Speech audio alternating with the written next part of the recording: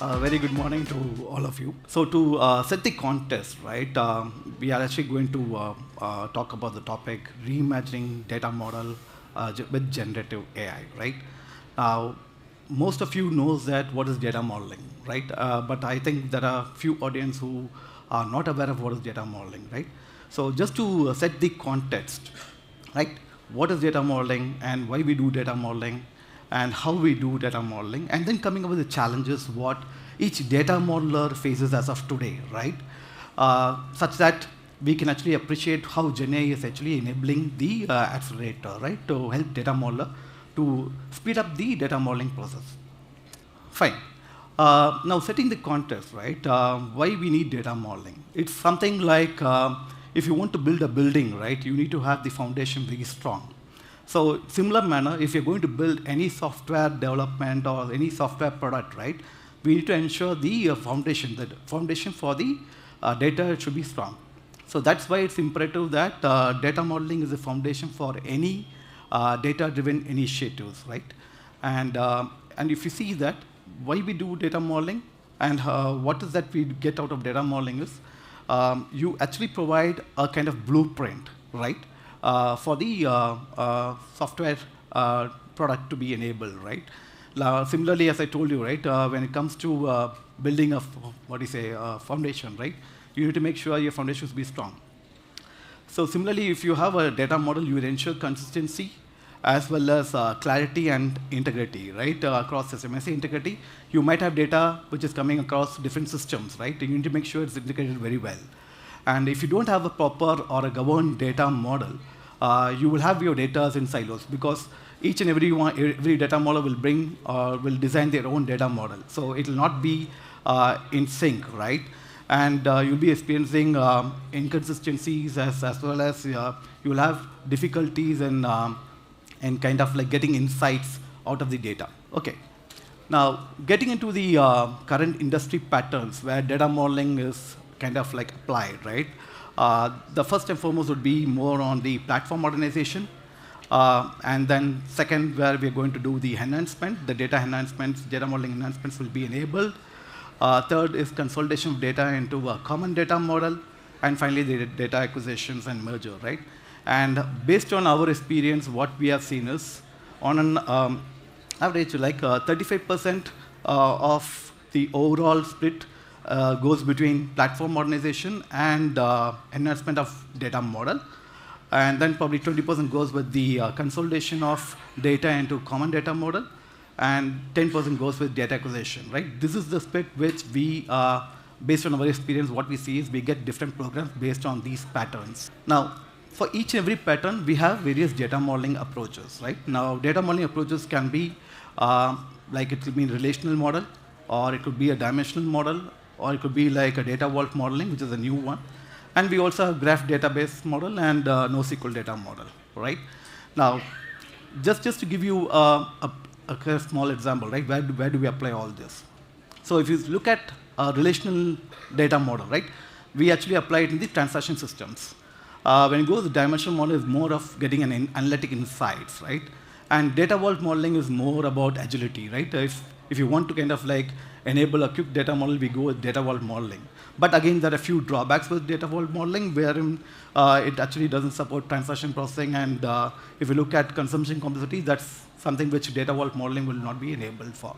But these are the various data modeling approaches we actually follow for different patterns. Now, we say that data modeling is very complex. Again, there could be multiple factors to it. So just to give you a glimpse, right, how a CPG data model looks like, right? If you see this particular slide, it's very complex, right? You see all small tiny dots, right? These are all entities or tables. So here, if you see, we have around 4,000 plus entities with around 28,000 attributes in the model. Now, to give you a better view, right, I would like to kind of showcase a small subject area or a business process data model, where if you look here, you'll be able to see the entities in a box, and you can actually relate the tables between the entities. So you might introduce a bridge table in between. You'll have the master data entities and the transaction data entities. And this is a way where we can actually look from a better perspective, right?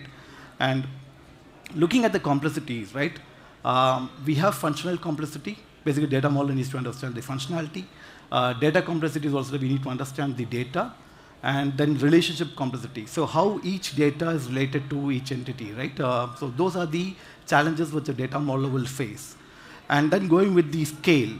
So if you look from a data set, we'll have a huge number of data sets. And for each data set, there could be an n number of attributes, like 200, 300 attributes will be there. So just imagine the pain a data model will have to go through to kind of understand each and every data, right? It takes a lot of time. And similarly, you look at the variety of data. Today, if you see, we get data from different sources. Like we get data from IoT, we get data from API, we get data from relation systems. So we have data from different formats, right? And again, understanding all this data and integrating data model, that's again a bigger challenge. Now, going with the, now since we understood what is data modeling, why we do data modeling, and what are the complexities, right? I would like to go with a sample business ask, right? Normally, a customer would ask, right, how to generate a report showing net revenue or the cost of goods sold, generate a revenue, right? So to get this particular outcome, right, in order to generate a net revenue or a cost of goods sold, right, you need to understand what are the different data sources required or different data elements are required, right? Now, I'm just showing you one particular sample of the SAP source data. Now, if you look at the right-hand side of the slide, right, and on the top left side, that is the data structure, right? And if you look at the column names, it's not so easy to understand. You get data, you get the RO cancel as one, the attribute ID, right? And data model will not be able to understand what is that attribute. Okay, and similarly, if you look at the below slide of the page, right, you can see the data. So I've just given you a sample data set and the sample data structure, right? Now, looking at the data, it's not even easy to understand what each data relates to. So if you look at the USD is nothing but a currency code. But looking at the column name, you'll not be able to relate. So you have a challenge over there. Now, these are the various source data which we require in order to generate the cost of goods sold or generate the revenue, right? You need to have the sales data, you need to have the item data, billing data, and customer data, material data, right? And imagine a data model has to understand all these different data sources, and each and every data entities would actually have 200 plus 300 attributes, right? And that's where the data complexity we are talking about.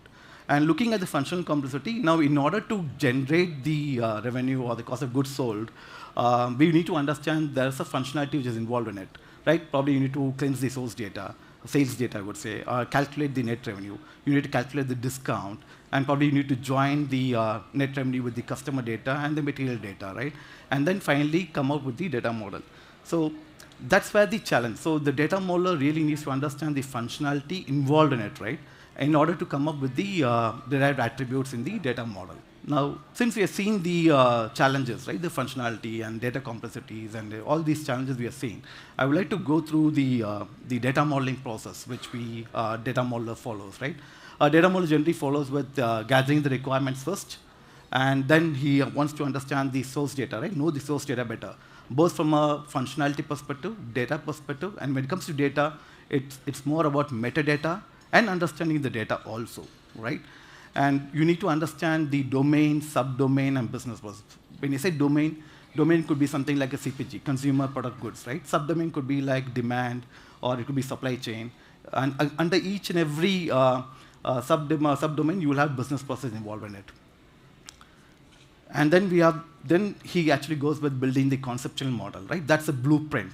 So he understands the domain, he understands the data, and he actually comes up with he or she comes up with the conceptual model, which is more in terms of business. And then it goes with logical model, where he actually tries to relate the entities, come up with the bitch tables. And then physical model, which is more from an implementation perspective, right? Once we come up with physical model, it can be implemented either in Snowflake or in any databases. And then finally, it goes with the review of data model and implementation and evolving, because we're not going to stop over here. Every time we evolve the data model, once we finish the data model, we kind of improvise on it, right? So that's how the process actually goes. Now, coming to the next segment where I was just talking about knowing the source data, right? How a data model will understand the source data. So he understands the metadata, and then he has to understand what is the data inside the entity, right? So in order to do that, he does a data profiling exercise. So how is that he does the data profiling, right? There are various tools available in the market, like Informatica Data Quality, or even from IBM, we have a data profiling tool. But most customers do not actually go for the data profiling. Rather, the data modelers write SQL queries, right, to understand the data. I can just quickly give you some two scenarios here. Getting the unique count, right? Why does a data model needs to understand whether a particular attribute needs to be unique? So imagine that you're working on a customer ID data entity, right? And if the customer ID, for example, if you have 100 records, and you need to get 100 unique customer data, right? And if a unique count is going to be 100, you can actually, the data model can decide customer ID can be the primary key, right? But in case of getting an output like 50 out of 100, which means that it's not unique. So data modeler will have to do some more analysis to understand what is the supporting composite key, right? Which can be a composite key for the primary key. So these are the various, he has to go to write the SQL queries, understand the data from a statistics perspective, and then probably from a data format, right? I'm just giving an example about a phone number, right? When a end customer types the phone number in the source application, right? He can actually type the phone number in different ways. So some people go with parentheses with 3 digits and then followed by 4 or 6 digits over there. So when you do a query on the source data to understand, you can understand different patterns. So here, if you see, we have around 125,000 records which follows the pattern of open parentheses followed by 6-digit number, right, or 7 digits number. So here, data modeler can take a call on which particular format he needs to follow. So since majority of the data follows the open parentheses format, he'll make a decision to make sure standardize the phone data into open parentheses. So he has to write the data quality rules, right, of conversion, of converting the non-adhered format into a format which is kind of like standardized. Now, having said everything, right, about challenges, I would like just to conclude by calling out the various challenges which we have spoken about. One thing we understand is data modeling takes a lot of time because you need to understand source data, you need to understand metadata. A data modeler has to go through each and every attribute, right? We're just talking about not one table, probably 200 tables and thousands of attributes, right? So it takes a lot of time over that. And we don't have data dictionaries from source system, right? Which makes it very complex for a data modeler to understand or map the data to the business. And we have various varieties of source data, like IoT, API. So these are different varieties of data which comes in, right? And again, a data modeler will have the challenges to understand all these. I think we covered all the 4, and we have few more challenges, which is like availability of core data modeling skills. Today in the market, we are not able to get data modelers with both functional knowledge and data modeling knowledge, which makes it very difficult to get it adhered.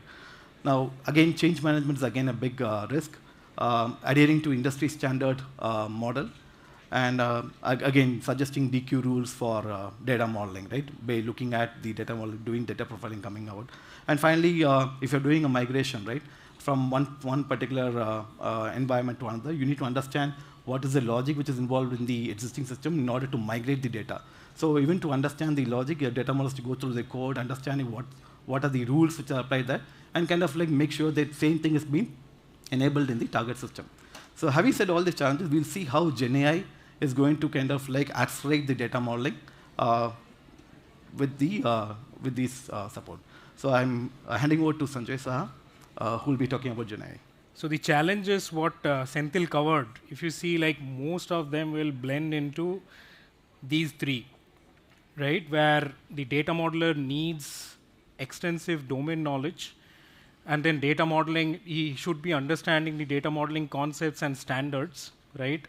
And of course, if I step aside the enterprise-specific data modeling standards or data complexity, then technology understanding is another thing where we typically see that based on the target technology, right, your data modeling pattern will slightly change, particularly the physical data model, right? Now, at Tiger, I mean, these are the things like, consider there are virtual agents working for you, right? With a click of a button, which tells you a deep understanding of the source data, right? Attribute-wise complexities, attribute-wise uniqueness, attribute-wise distinct percentage, unique percentage. It generates the data dictionary for each and every attribute, from where you will understand the entity pretty well, right? These are not art of possibilities anymore, right? At Tiger, we have solved multiple use cases at enterprise level, right? Where you see, generating a data model from scratch for a greenfield implementation. Then, let's say there are extensive, a very, very big data model out there already, like with more than 1,000 entities, and then you need to extend it further with new set of data, right, with new set of sources, and considering the complexity of new age sources as well, right? You have IoT sources, you have different third-party data products, you have web API sources, different kind of sources. There are few use cases that we have solved where they have a pretty massive data model in their silver layer in a Medallion architecture, where they want to rationalize, they want to identify the duplicate entities, duplicate attributes, right? So these sort of use cases. In gold layer, let's say they have a pretty huge data model where they want to understand, based on certain KPI inputs, they want to understand whether these KPIs can be solved with their existing gold layer model, right? And then, of course, automated or assisted source to target mapping. So we took some time to stand up the tool in customer environment, contextualizing based on the customer need in their infrastructure. Once after a few weeks the tool is up and running, we see the value, right? I think any incremental work that we see, there are close to 60 to 80% effort saving in next set of work. So let's take an example, right? Maybe deep understanding of source data. When the data modeler starts the work, typically the data modeler will go through these activities, right? They will do data profiling, enrich data dictionary, right? Technical and business metadata, then data privacy classification, source and identify the candidate keys, primary keys, relationship between the entities, right? Identify the data quality rules, and then finally, understanding what are the concepts they can come to, what are the master data, what are the reference data, what are the transactional data, right? All these things has to be done. Now, think about it. Let's say there is a huge feed from SAP or a mainframe, which is very much denormalized, which has more than 250 columns or 300 columns, right? Data modeler takes weeks to understand a single feed. What if, with a click of a button, all these informations are there in data modeler's fingertips, right? Data analysts spend a lot of time in understanding the data quality rules or evaluate the data quality rules, right? They can be technical rules, there can be business rules, there can be maybe KPI related rules, or grouping set of categorical columns along with metric columns, a single variate level rules, multivariate rules, all of those, right? So what we do here, if you see each step, right? Like if the data profiling is not good, your data dictionary won't be good. If the data dictionary is not good, right, then your data quality rules won't come perfectly, right? Or maybe the candidate key won't be there in a perfect manner, right? Or potential identification of the primary key won't be good at all, right? Or all of these next steps will not be good, right? That or accurate. So that's why at each and every step, data modeler need to do or validate the outcome first, and then proceed with the next step. And each one of them can have can be engineered with multiple agentic approach, right? Multiple autonomous agents, they can work hand in hand, exchange the information between them, and then provide the recommendation to the data modeler. And finally, the data modeler would kind of validate all of those, and then proceed with the next step of the data modeling, right? Now, if I take a deeper use case, right, or deep dive into one of the use case, like often what we have seen that people think that if we go with an LLM, it's very very easy, right? It's kind of set of prompts that need to write, and then the output will be there. So it works for a very small scale where you have, let's say, 20, 30, or 50 attributes. Maybe it will work, right? But when you're working at a scale of, let's say, 100 entities or 30,000 attributes, right? It won't work. There are lot of elements of engineering is required there, right, to make these agents work in a perfect manner, right? With lot of prompt engineering, contextualization with respect to the enterprise or based on the enterprise data complexity, their standards and all, right? So that's why if we think about like data profiling, within data profiling also you can go with, let's say, Y data profiler, you can have a Spark profiler, you can have let's say if you're in Databricks, you can go with Databricks Lakehouse monitoring, or you can have your custom profiler also, right? So it depends case by case based on the customer data complexity or the use case, right? Or maybe what domain of data modeling you are solving for. The next step will be generate the description of each and every attribute, right? You can use a custom agent there. Now, what we have seen, like, for third-party data products, there are number of different documentations available over the internet. Or SAP ERP systems, there will be SAP documentation, right? Or think about kind of custom data products built within the organization. There can be some documentation available within the organization in their SharePoint or in their PDF documents or Word documents, right? So for each case, right, your description generation attribute-wise will be different, right? That depends on the inputs, right? Next step will be, once you are done with the data description generation, maybe you classify the attributes, right? Where the attributes are key attributes, identifier attribute, description attributes, measure attributes, or maybe flag attributes or audit columns, right? So it depends based on the description. When you give the additional context about the data that you are giving, or the business context, then you can classify it in a perfect manner. Once that is done, you eliminate columns. Maybe measure columns you can completely eliminate, correct? You can eliminate the description columns. You can eliminate the audit columns or the columns which contains null values, right? They cannot be part of your candidate key or primary key, correct? Then you go with a single column candidate keys identification, where you pick up the columns where the unique percentage is more than 90% or close to 100%, and then you do a semantic analysis among the shortlisted column. Finally, you come across all the columns which can be part of your, or which is a potential candidate for the candidate keys, right? Which will define your row uniquely. So you can have a debating agent there, right? To do that semantic analysis based on the business context, based on the attribute description, data pattern, data profiling, all of those.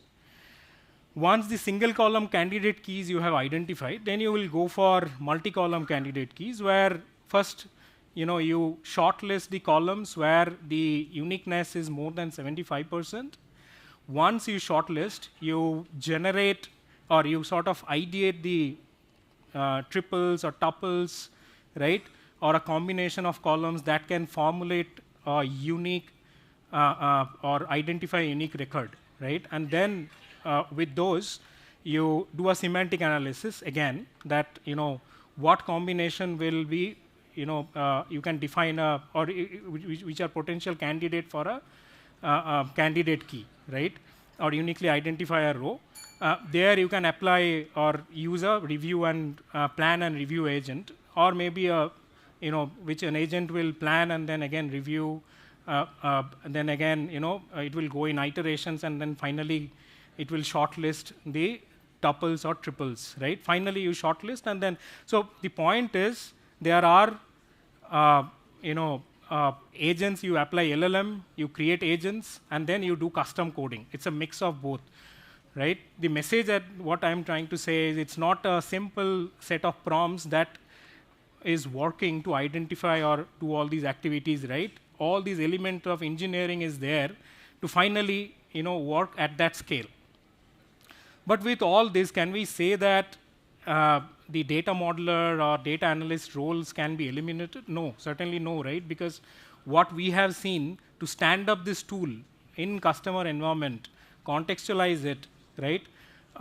All of those, it needs time. It needs, a review with the functional team, with the data modeling expert, data analyst, and all of those, right? All those people will spend time, review, and this tool will work side by side, in a way like in an autonomous mode, in a co-pilot way. It will generate the recommendation, and then somebody need to review and go at the next step, provide human feedback and go at the next step. Now you think about like one particular thing, it's so much of engineering. Now you go back and think like, deep understanding of source data, how would that look, right? There will be hundreds of agents working in an autonomous way, and you will have an agent catalog where all the agents are there. Now you kind of, based on a given problem, it will identify, pick and choose from the agent catalog. It will define, right? The system will define in an autonomous way how the agents will run, in which order. All the orchestration will be identified dynamically based on the use case. And then finally it will run, right? And then with the human feedback also. So, what we have done in Tiger, we have created a prototype which will, which is very, very common, and we have implemented for multiple customers, which is very, very successful one. We'll quickly have a demo of that. Leveraging this agentic framework, the Tiger Gen AI-powered assisted data modeler not only streamlines data modeling, but also ensures precision, efficiency, and future-proof adaptability, making it an invaluable tool for modern data teams. The first step in data modeling is gaining a deep understanding of the source data feeds, a traditionally time-intensive task that requires extensive manual effort. With Gen AI-driven automation, users can simply upload source data files for rapid, intelligent analysis. The system automatically detects attribute correlations, maps dataset relationships across multiple sources, and identifies inconsistencies that could impact modeling accuracy. What once took weeks of manual profiling is now completed within minutes, enabling data architects to build an optimized and well-informed data model with greater speed, accuracy, and efficiency. When data modelers work with unfamiliar domains or receive third-party data, understanding column meanings can be a significant challenge, often leading to delays in the modeling process. To address this, we have developed and integrated an automated data catalog creation solution that intelligently generates accurate column descriptions in real time. This automation eliminates the need for manual documentation, reducing effort while ensuring consistency and accuracy. By analyzing data patterns, metadata, and contextual relationships, the tool provides precise, standardized descriptions, enabling modelers to quickly grasp column meanings without relying on prior domain knowledge. This not only accelerates the data modeling workflow, but also enhances collaboration and data governance by ensuring well-documented, easily interpretable datasets across teams. Users can leverage the Alter Primary Key button to modify or add primary keys seamlessly. Additionally, they can provide instructions in natural English, which the LLM intelligently interprets and processes, ensuring accurate updates to the data model. This simplifies key modifications, enhances usability, and reduces the need for complex manual configurations. Post-analyzing all the source data files uploaded, the tool shows relationships between datasets in the form of ER diagram. The tool intelligently suggests data quality DQ rules for attributes identified as critical data elements, and based on user selection, generates the necessary inputs for running DQ checks. It seamlessly integrates with existing data quality frameworks, automating DQ rule generation to enhance data accuracy and governance. Second step of the data modeling activity is to generate the conceptual data model. The tool displays relevant concept suggestions for the final data model. Users can review, rename, or add missing conceptual entities while applying organization-specific standards and rules. Once concepts are finalized, relationships between conceptual entities are generated and visualized through a diagram. After verifying the conceptual model, the data modeler saves it to proceed to the next phase. The next step in the data modeling tool is the generation of logical data model. Users can also upload an existing data model, which bridges the existing model and new source data. The system suggests facts and dimensions from the new source for analysis. The solution can also map entities from new source to entities in the existing data model through semantic matching. The tool identifies primary keys for new entities, generates relationships, and generates logical data model visualization. The solution automatically creates physical layer with naming standards of the organization and recommends partitioning strategies for the tables. The tool shows lineage information for attributes along with primary and foreign keys and generates DDL statements. Finally, allowing the user to save the silver layer model. So we're slightly over time, but there is a Tiger Analytics booth out there. We'll take all your questions if you have, right? Maybe you can stop by there and then ask your questions, please. Thank you very much. Thank you.